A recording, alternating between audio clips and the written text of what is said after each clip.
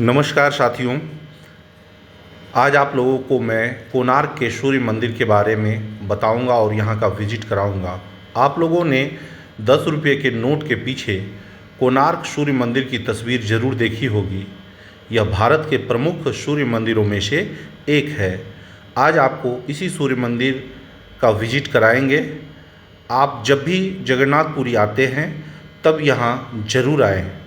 यहाँ की खासियत यह है कि इस मंदिर का निर्माण इस प्रकार से कराया गया था कि सूर्य की पहली किरणें पूजा स्थल और भगवान की मूर्ति पर पड़ती थी।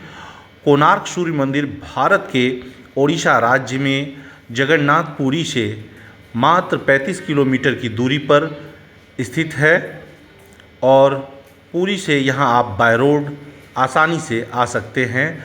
इसके लिए आप ऑटो रिक्शा, टैक्सी या और भी किसी भी वाहन का प्रयोग कर सकते हैं।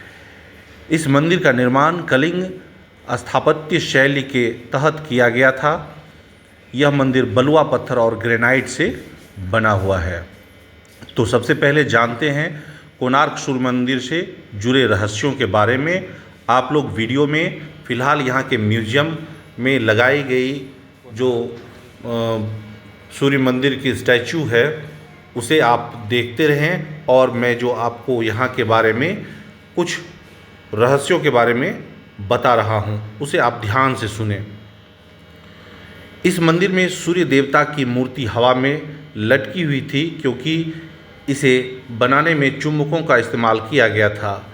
इस मंदिर में लगे पहिए घड़ी का काम करते हैं।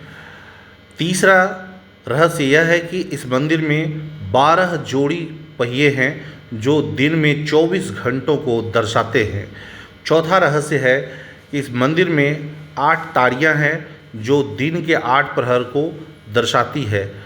पांचवा रहस्य यह है कि इस मंदिर में मूल रूप से सूर्य मूर्ति थी, लेकिन 15वीं शताब्दी में आक्रमणकारियों ने लूटपाट की और मूर्ति को बचाने के लिए पुजारी उसे पुरी के जगन्नाथ मंदिर ले गए थे।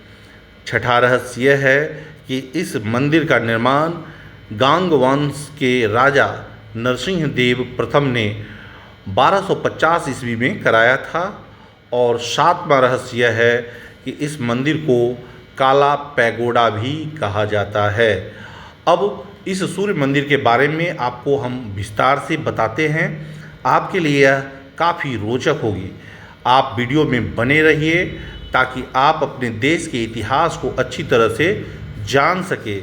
आप यदि हमारे चैनल पर नए हैं तो प्लीज़ सबसे पहले आप इस चैनल को सब्सक्राइब कर लें और जो बेल का आइकॉन है उसे दबा दें ताकि मेरा जो भी अगला वीडियो होगा वह आप तक आसानी से पहले पहुंच सके। और पूरा वीडियो देखने के बाद यदि आपको यह वीडियो अच्छा लगे तो लाइक ज़रूर करेंगे। तो सबसे पहले जानते हैं कोणार्क के सूर्य मंदिर का क्या इतिहास है। कोणार्क सूर्य मंदिर देवों को समर्पित है। यह पूरी दुनिया में मशहूर है। देश दुनिया में बड़ी संख्या में श्रद्धालु सूर्य देव के दर्शन और मंदिर के दर्शन के लिए कोणार्क आते हैं। कोणार्क मंदिर को वर्ष 1984 में यूनेस्को द्वारा विश्व धरोहर स्थल के रूप में मान्यता दी गई थी। कोणार्क मंदिर के निर्माण को लेकर इतिहासकारों में मतभेद है। कई विशेषज्ञों का कहना है कि कोणार्क मंदिर का निर्माण गांग वंश के शासक राजा नरसिंह देव ने करवाया था। वहीं कुछ विशेषज्ञों का यह भी तर्क है कि कोणार्क मंदिर का पहले का निर्माण राजा नरसिंह देव की मृत्यु के बाद नहीं हो सका। वर्तमान में मंदिर के अधूरे ढहे ढांचों का मुख्य कारण राजा नरसिंह देव की मृत्यु को बताया जाता है। हालांकि इससे प्रामाणिकता का अभाव है। जानकारों के मुताबिक कोणार्क मंदिर का निर्माण साल 1260 में हुआ था, जबकि राजा नरसिंह देव का शासनकाल 1282 ईस्वी तक रहा था। तो इसे आप खुद समझ सकते हैं। अब आप लोगों को बताते हैं कि इस मंदिर की पौराणिक कथा क्या है। इस मंदिर के इतिहास की बात करें तो पुराणों के अनुसार भगवान श्री कृष्ण के पुत्र शाम ने एक बार नारद मुनि के साथ दुर्व्यवहार किया था, जिससे नारद जी क्रोधित हो गए और शाप दे दिए। शाप के कारण शाम को कुष्ठ रोग हो गया। शाम ने मित्रवन में चंद्रभागा नदी के संगम पर भगवान सूर्य की कठोर तपस्या की। भगवान सूर्य को चिकित्सक माना जाता है, यह आप लोगों को पता ही होगा। यही कारण है कि आप देखते हैं कि हमारे देश में छठ का जो व्रत होता है और उसमें लोग सूर्य को अर्घ देते हैं।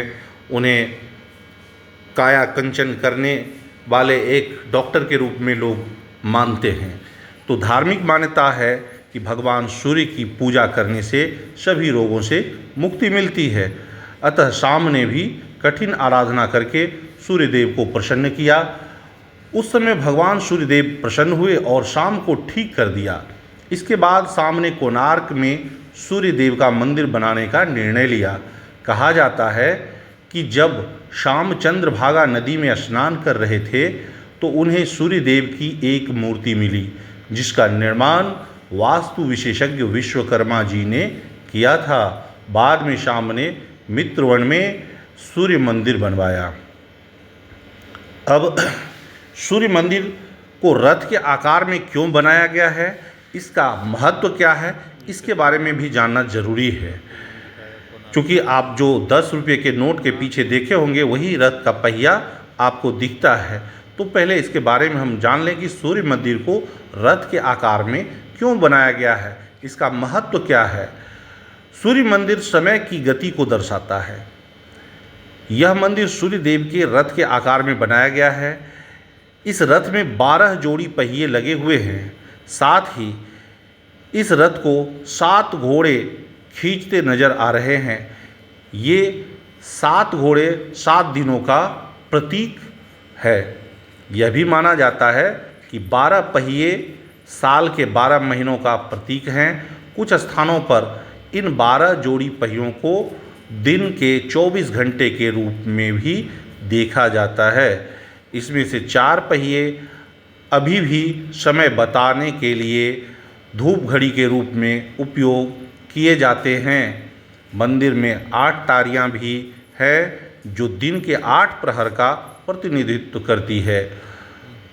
तो आप लोगों ने अभी म्यूजियम के अंदर का तो नज़ारा देख ही लिया। अब म्यूजियम से बाहर आप सूर्य मंदिर को देख पा रहे हैं कि सामने में किस तरह से घोड़े बने हुए थे और यह मंदिर का जो पूरा भाग है यह एक रथ के आकार में है।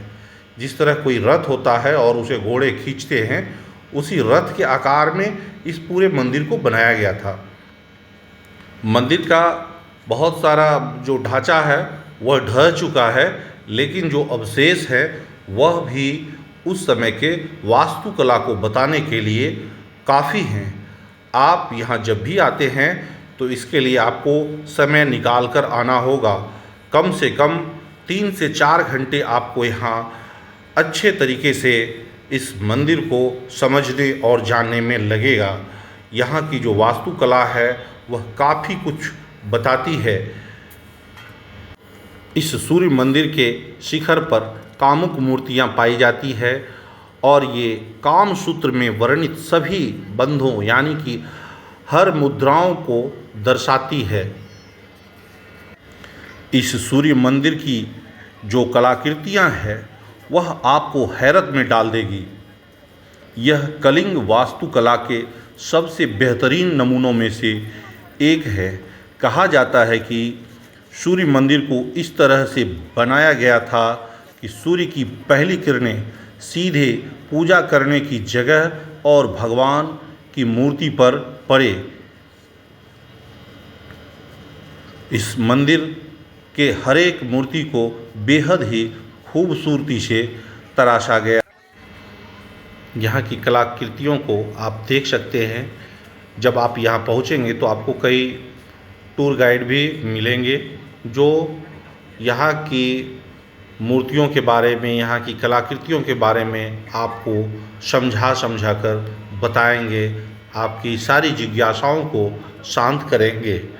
तो काफ़ी ही रोचक यहाँ का जो कलाकृति है वह देखने लायक है। आप जब भी जगन्नाथपुरी मंदिर दर्शन के लिए आते हैं तो वहाँ से यहाँ आने में आपको मात्र 35 किलोमीटर की दूरी तय करनी है और आप एक अद्भुत जो कला का यहाँ दृश्य है, जो हमारा इतिहास का एक धरोहर है, उसे आप जान सकेंगे, समझ सकेंगे। आप रथ के पहिए में भी देख सकते हैं कि छोटी छोटी कलाकृतियाँ इसमें भरी पड़ी है और वह कुछ न कुछ बताता है। इस पहिए में जो चक्र लगे हुए हैं, हर चक्र में अलग अलग पहर के बारे में बताया गया है कि किस पहर में कौन सा कार्य करने का होता है। वह सारा चीज़ इसमें बेहतर तरीके से बताया गया है। आप देख सकते हैं हर एक तिल्लियों में अलग अलग आकृति बनी हुई है। यह आपको बताएगा कि कौन सा पहर किस कार्य के लिए उचित होता है। तो इस तरह से और भी कई पहिए हैं जिसमें आप सारी जानकारी ले सकते हैं। बड़ी बात यह है कि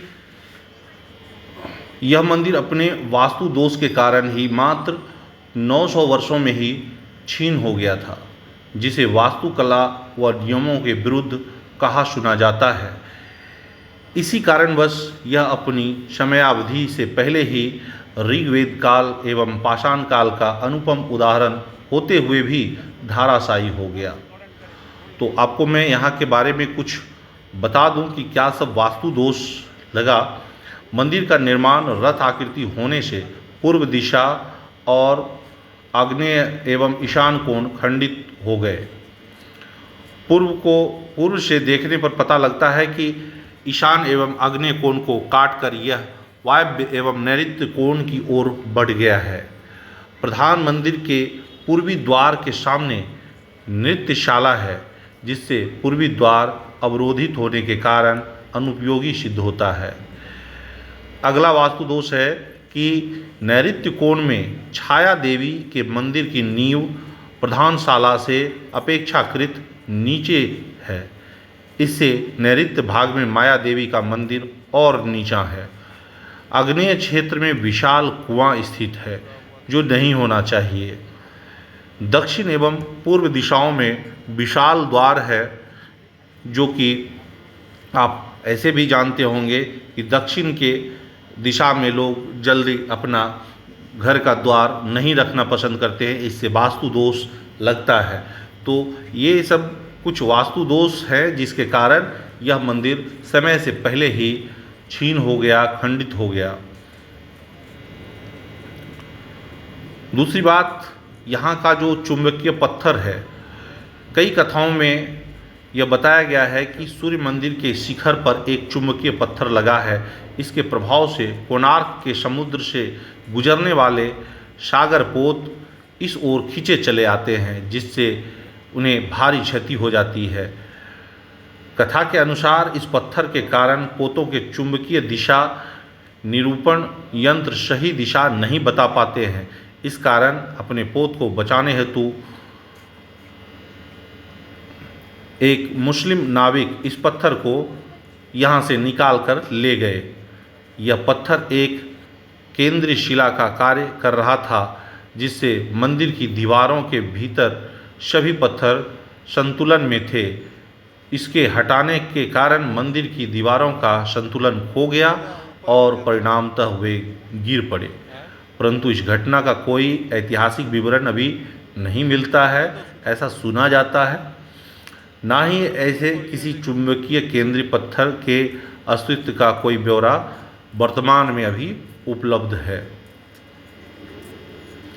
तो आपको मैंने इस कोणार्क सूर्य मंदिर के बारे में जो भी इतिहास बताए, जो रहस्य बताए और जो वास्तु दोष यहाँ लगा है, यह काफ़ी कुछ जानने योग्य बातें थी जो मैंने आपको बताया। अब आप यहाँ जब घूमने आते हैं तो इस मंदिर में इतनी मूर्तियाँ बनी हुई है जिसे आप काउंट नहीं कर सकते हैं, गिनती नहीं कर सकते हैं। बहुत सारी मूर्तियाँ हैं और हर मूर्तियाँ एक दूसरे से बिल्कुल अलग मिलेगी। ये जो आप सामने देख रहे हैं, इसमें कामसूत्र के बारे में बताया गया है। तो उस आप समझ सकते हैं कि उस ज़माने में लोग कामसूत्र के बारे में कितने जानकार होते थे और जिन्हें इसकी जानकारी नहीं थी उसके लिए इस तरह की यह मूर्तियाँ बनाई गई थी कि जो यहाँ आएंगे उन्हें इसका भी ज्ञान हो सके। बहुत सारे लोग जब अपने परिवार बच्चों के साथ आते हैं तो थोड़ी झिझक उन्हें फील होती है, लेकिन वास्तविकता तो यही है कि इसकी जानकारी भी होनी ही चाहिए। आप जो देख रहे हैं ये सारी मूर्तियाँ कामसूत्र के बारे में बता रही है। हर एक मूर्तियों में यह दर्शाया गया है कि कामसूत्र किस किस प्रकार से होता है, उनके कितने प्रकार हैं, वो सारा इसमें बताया गया है। और यह जो पहिया आप चारों तरफ देखते आ रहे हैं, यह तो यहाँ पे समय बताने वाला पहिया है और इस पहिए में भी कई कलाकृतियाँ हैं जिसे देखकर आप समझ पाएंगे कि किस किस तरह का जीवन किस पहर में कैसे जीना चाहिए। पढ़ने वालों के लिए, गृहिणियों के लिए, गृहस्वामियों के लिए, सभी के लिए इसमें जानकारी दी गई है। लेकिन आपको इसे समझना होगा। आप जब आएंगे तो यहाँ के हर एक पहिए को आपको काफ़ी बारीकी से अध्ययन करना होगा। यह एक सिर्फ खंडहर नहीं है, बल्कि अभी भी यहाँ सीखने के लिए बहुत सारी चीज़ें हैं। इसके लिए आपको यहाँ समय देना होगा। आप जब भी यहाँ आते हैं तो कम से कम 3-4 घंटे हाथ में रख के आएँ, या यूँ समझ लें कि जिस दिन आप कोणार्क सूर्य मंदिर का ट्रिप बना रहे हैं उस दिन और आपको कहीं और का ट्रिप नहीं बनाना है।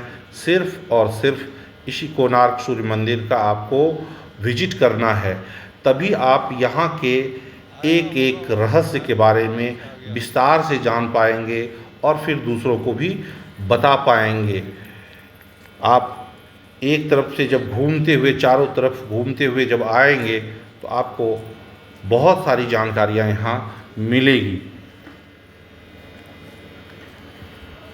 अब आप लोगों के मन में यह भी जिज्ञासा उठ रही होगी कि आखिर इस कोणार्क के सूर्य मंदिर तक हम लोग पहुँचे कैसे। तो इसके लिए बहुत ही आसान है यहाँ पहुँचना। आप अपने देश के किसी भी कोने से पुरी रेलवे स्टेशन आ सकते हैं। कोणार्क मंदिर का जो सबसे नज़दीकी रेलवे स्टेशन है वह पुरी है। यदि आपके शहर से पुरी तक का सीधा ट्रेन नहीं है तो आप भुवनेश्वर आ सकते हैं। भुवनेश्वर तक तो आपको ट्रेन मिल ही जाएगी। भुवनेश्वर से आप पुरी आ जाएं और पुरी के रेलवे स्टेशन से आपको महज 30 किलोमीटर की दूरी तय करनी है, जबकि जगन्नाथ मंदिर जो है, जगन्नाथपुरी मंदिर, वहाँ से आपको 35 किलोमीटर की दूरी तय करनी पड़ेगी।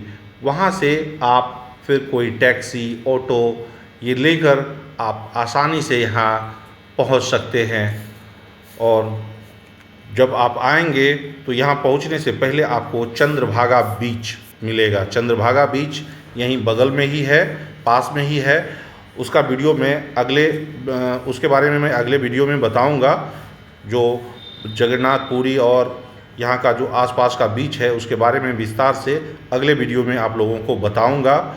फ़िलहाल इस वीडियो को मैं यहाँ ही ख़त्म कर रहा हूँ। आप लोगों को यदि मेरा वीडियो अच्छा लगा हो तो लाइक ज़रूर करें और कमेंट बॉक्स में ज़रूर लिखें आपको यह वीडियो कैसा लगा और हमें किस किस तरह का और वीडियो आपके लिए लाना चाहिए। धन्यवाद।